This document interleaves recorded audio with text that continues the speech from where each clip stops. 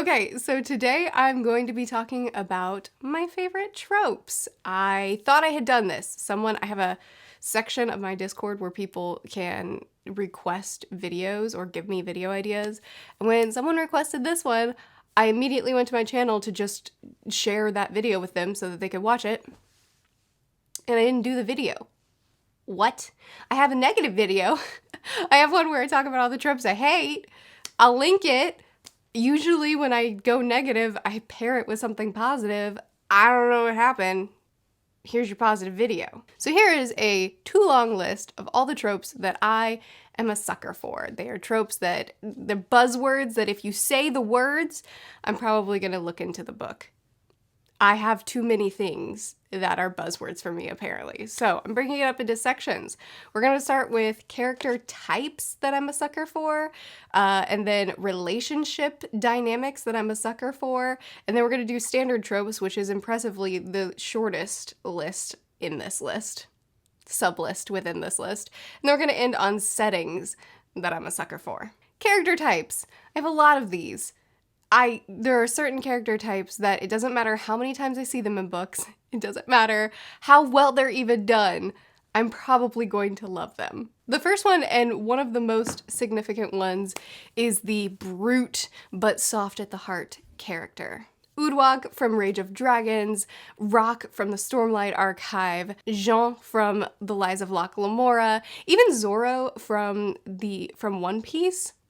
Zoro doesn't perfectly fit this because he's not a brute, he's not a big guy that looks intimidating, but is a softie at heart, but he kind of fits because he is the guy that can take on just about anybody and who has ridiculous fighting ability that's kind of quiet, can serve as a background character, doesn't get the spotlight too much, but I instantly love because he kind of fits in the trope. Even just kind of fitting works for me, apparently. The next character type is the awkward, socially inept, and slightly rude character that's ridiculously intelligent and paired with someone who puts up with them very, very well. I know that's too specific, but I'm talking about Sherlock Holmes, and of course, Watson is his counterpart. And I'm talking also about Strange and Norrell.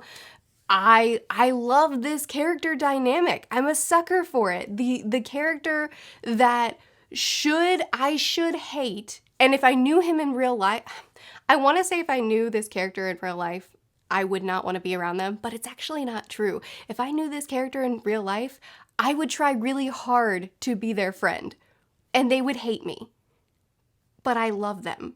The next two are gonna go together. I love inanimate objects that have a personality on them, especially if it's a rude but funny personality. I'm such a sucker for it. Foundry Side does this with an inanimate key that I'm obsessed with, and Warbreaker does this with a talking sword. Added points for also this sword has terrible ability, a terrible concept for time, which just adds more humor to it. The Stormlight Archive does this too, but I won't talk about how it does it because that feels too spoilery because it comes in later. And paired with that, we have AIs with sassy, rude, hilarious personalities that extend a bit beyond what they should. Books like pretty much anything that I've read by Isaac Asimov at this point. I've read his I, Robot series of short stories as well as his robot detective series. Murderbot is obviously this, as well as Skyward and Starsight. I love it because not only is it hilarious, I love it for the same reasons that I love the inanimate object trope, but also because there's an added instance of morality and where are the boundaries here. I mean, I guess you get some of that in inanimate objects as well. I just don't see it explored in that trope as much. But this question of, okay, you're clearly extending beyond the bounds of what artificial intelligence should be. You have some sort of sentience. You have some sort of soul or something. So where's the line here? How much do you have? And then where's our line as humans interacting with you? What level of sacrifice should we make for you and allow you to make for us? And I just love it. The old wise mentor, they don't even have to be old, just the mentor character is another thing that I happen to be a sucker for. It doesn't even have to be done well. It doesn't even have to be done in a new, innovative, thoughtful way. Just plug in a Gandalf or a Dumbledore or a Braum, talking about Aragon, inheritance cycle, or a Kelsier. Plug in a character that it doesn't matter how unique or original they are, I will die for them. I read it as if it's a new concept every time. As soon as this dynamic is introduced, I'm immediately like, oh, we're doing this? Oh my goodness, this is the best thing I've ever read. I'm instantly absorbed in the story when this happens, even though the pattern of how it happens and what comes after the training is not quite complete, but nearly complete. Even though the pattern it's always the same, almost always the same. I don't care. I'll eat it up every single time. Oh, it's also in Daughters of Henri, and I loved the way it was done in that book as well. And my final character trope, I mean, it fits under trope, because a trope is essentially just something that's familiar, that we see often enough that we can easily put a label to and have an idea of what we're getting into as soon as we see it. That's what a trope is, a literary trope. I mean, I'll just link a video where I talk about tropes. I go into it there. But anyway, the last character archetype that I tend to fall for is the morally gray character. I have a whole video on morally gray characters as well. I obviously don't like black and white characters, you know, like the hero, all good, every intention is good, never does anything bad. I said obviously, I'm sure there are tons of people out there that love it. I don't. Everything that I do, it's for the right decisions. I'll even make catastrophic mistakes because I'm good and I believe in the good in people. No, thank you. I also don't like the black and white bad guy. I'm not interested in a person that's just pure evil. I am bad because I am bad. I kill because killing is fun for me. Now that can be fun in like a psychological thriller, in a situation where the character is just deeply, deeply disturbed. That can be fun. But just in your standard novel, I need an antagonist. What should I do? I'll make them bad. Antagonist done. Obviously that's not fun. So any character is going to have some level of grayness to them because everybody has layers to them. That's not what I'm talking about. I'm talking about the character that is bad, but I love them and want them to win, but that would be bad for the world, but I want them to win? I'm talking about Glokta. I'm talking about Manza. I'm talking about everything Joe Abercrombie has ever written. The characters that I shouldn't be rooting for, but I do. Now let's move into relationships. The character list is my longest list because apparently there are a lot of character types that I don't need to see done well. I just need to see them. That makes me a great reader, right? I'm totally reliable now. Relationship dynamics. I'm not gonna surprise you for anything, so we'll get through it quickly. Found family. Basically just a group of people that have met and come together and now they're like a family. The Lies of Locke Lamora, Mistborn, The Lord of the Rings, A Man Called Ove. This shows up in a lot of books, fantasy and non-fantasy, and every single time I cry. I don't know what it is about it. I will never have enough of it. But I'm also a sucker for real family dynamics, family relationships that are strong and that will stand through no matter what the world throws at them. Pride and Prejudice, Little Women, On the Fence. Again, I don't need a lot from this. I just need it to be there, and I need the family dynamics, whether found or already family. I just need those dynamics to be there and to be written really well, and then I don't really care what else you do with your story. I'm in. Strong platonic friendships that are essentially, I would die for you, I would do anything for you, I would sacrifice on any level for you, and it's all platonic. It's just that their friendship is that strong. These characters don't know I exist. but I would still die for them. And if one of them is sacrificing themselves for the other, I'll probably go ahead and sacrifice myself too, even though there's nothing I can do for this story. I'm that invested. I need them to be okay. I love them so much. And then the opposite of that, the thing that makes me kind of a hypocrite and that makes me very confusing to follow my bookish taste is that I also really love friends to lovers. It's a great trope. I enjoy it a whole lot. If they've grown up together, best friends, and then they grow older and now suddenly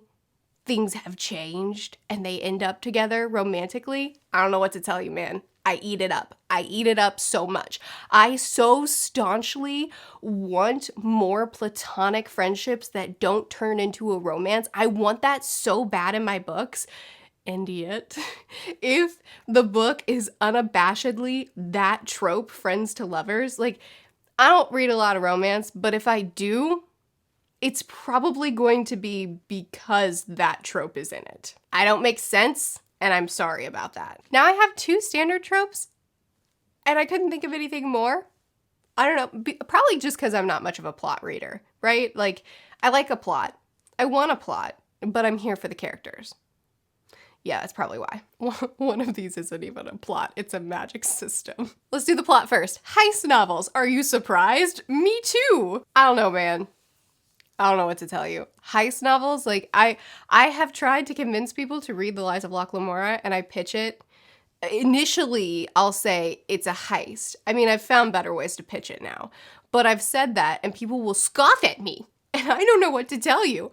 It's my buzzword. It's like one of my #1 buzzwords. If you tell me something is a heist, I'll probably buy it. I found better ways to pitch Lies of Locke Lamora as far as just like a quick 2 or 3 sentence pick up this book, but the heist is still in it because it's a heist book. What am I supposed to do? But anyway, The Lies of Locke Lamora, Mistborn, Best Served Cold is basically a heist book, kind of, sort of. And I'm going to be reading Theft of Swords really soon, specifically because heist. And the other just standard trope is magic system, not even a plot, and that's elemental. I'm just such a sucker for elemental magic. I don't know, man. I just love it. I have loved it long before I fell in love with Avatar: The Last Airbender, and Avatar just made it worse for me.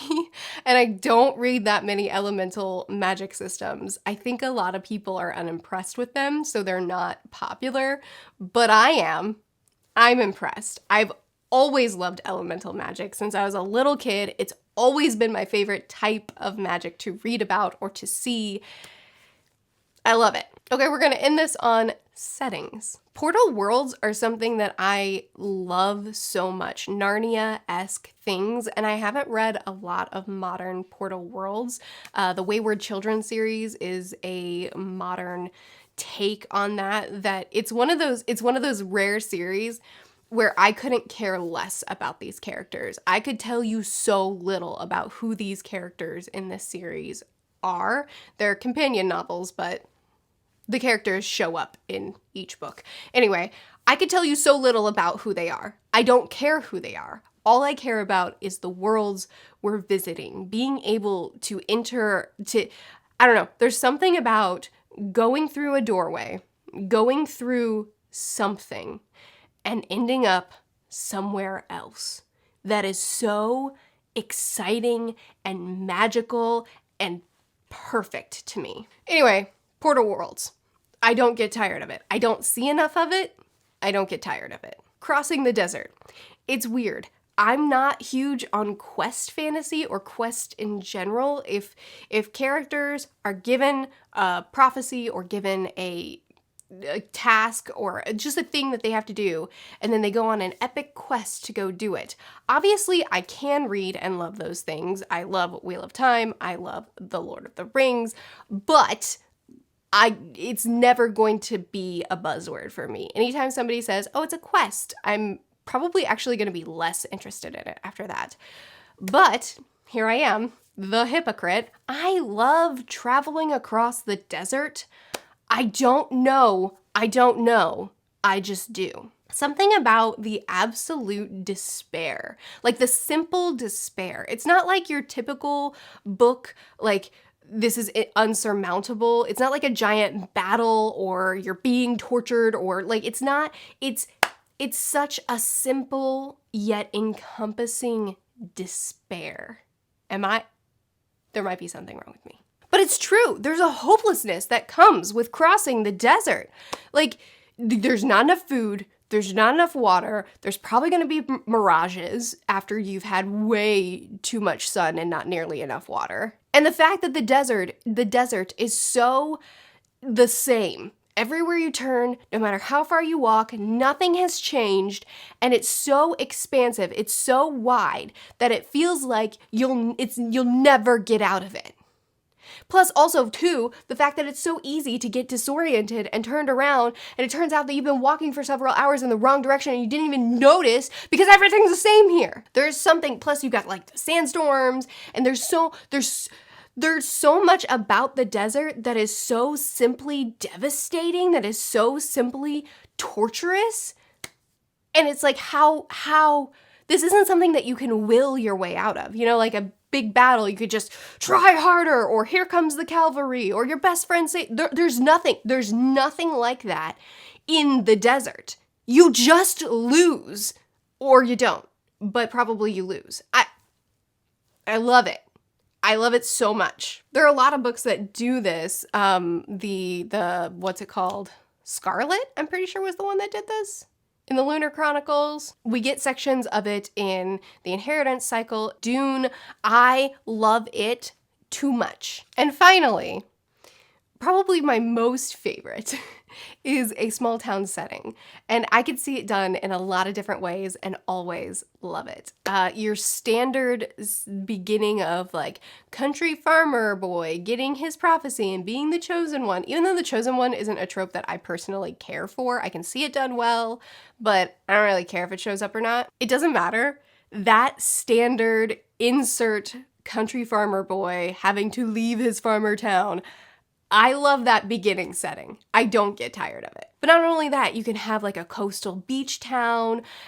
Bonus points if it's creepy, spooky, scary. Give me a small town vibe where something bad is happening, but everybody refuses to leave. Whether it be because the town has secrets and you can't leave, or there's one scene in, I think it was book 13, maybe 12 of Wheel of Time. There's one scene in one of the later books that totally doesn't fit in the series that I'm obsessed with that did it so well. But not only that, there are entire books where like this is the setting. Give me a small town where everybody knows everybody, and bonus points if it's very uncomfortable, if it's very unsettling, there's some sort of secret that they're hiding.